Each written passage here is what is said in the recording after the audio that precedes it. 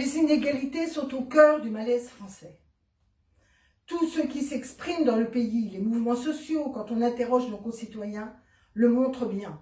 La lutte contre les inégalités est aujourd'hui la question centrale. Centrale pour redonner du sens à notre projet républicain. Car la République, c'est liberté, égalité, fraternité. Et puis c'est central parce que non seulement les inégalités sont lourdes, mais parce qu'elles s'accroissent. Et là, il faut dire stop. Il est urgent de redistribuer les richesses. Ça devrait être aujourd'hui la proposition du président de la République. Mais si le tragique incendie de la cathédrale Notre-Dame, qui nous a tous percutés, déchirés, a justifié le report des annonces d'Emmanuel Macron, paradoxalement, elle a aussi mis en évidence un certain nombre, justement, la gravité de ces inégalités. C'est vrai qu'il y a eu quelque chose d'un petit peu choquant de voir d'un côté des fortunes annoncer tout de suite 100-200 millions pour rénover la cathédrale, ce qui est un geste généreux, indéniable, mais qui est mis en parallèle avec les difficultés que chacun, dans les plus modestes, ont pour finir leur fin de mois, pour pouvoir vivre décemment. Ça a quelque part mis en évidence l'ampleur de ces inégalités de richesse.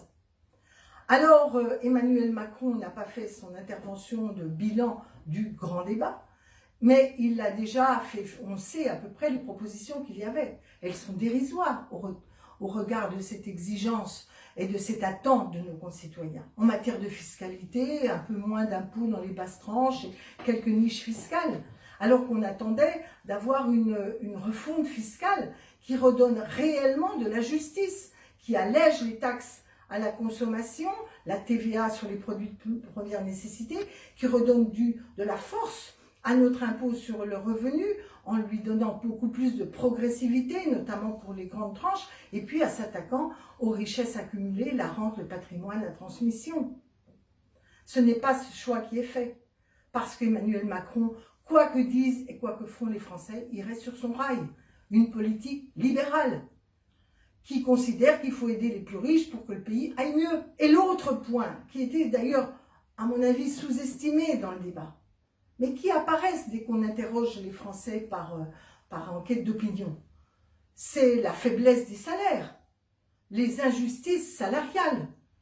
Quand il est donc impératif d'exiger une forte revalorisation du SMIC, d'exiger qu'on indexe et qu'on revalorise le point d'indice du fonctionnaire gelé depuis tant de temps, comme d'ailleurs la plupart des retraites. Et ce n'est pas anti-économique, c'est aussi une façon de relancer l'économie du pays. Car oui, c'est un choix de société, c'est un choix politique au sens profond du terme. Soit nous pensons qu'il faut poursuivre l'austérité, cette thèse de la baisse du coût du travail, de la compétition généralisée, de la concurrence poussée à l'extrême, qui affaiblit, on le voit, nos pays, nos modèles sociaux et nos concitoyens les plus fragiles, ou bien nous pensons à l'inverse, qu'en redistribuant les richesses, en utilisant ces richesses collectives pour faire progresser la vie humaine, les technologies, répondre aux besoins de nos sociétés, assumer la transition écologique. Et si telle est notre vision, à l'évidence, elle est totalement opposée à celle d'Emmanuel Macron. Mais elle est aussi opposée à celle que, sous couvert de construction européenne, on nous impose et on nous prétend comme étant la seule politique possible. Le temps est venu de rompre avec cela, car l'Europe va dans le mur. Dislocation, tension, inégalité. Et donc c'est pourquoi nous faisons de cette élection européenne un double appel. Un appel à la redistribution des richesses par la sanction d'Emmanuel Macron, mais aussi par le refus de poursuivre cette construction européenne libérale. Et pour pouvoir faire une autre politique, il faut sortir des traités. Sortir des traités, ça n'est pas sortir de l'Europe, c'est exiger qu'elle prenne un nouveau cap, qu'elle prenne une nouvelle direction, qu'elle parte sur de nouvelles bases. Oui, la grande ambition de l'égalité dans le projet républicain est une espérance universelle pour beaucoup d'hommes et de femmes sur notre continent et sur la planète. C'est pourquoi il faut tenir bon, redistribuer les richesses.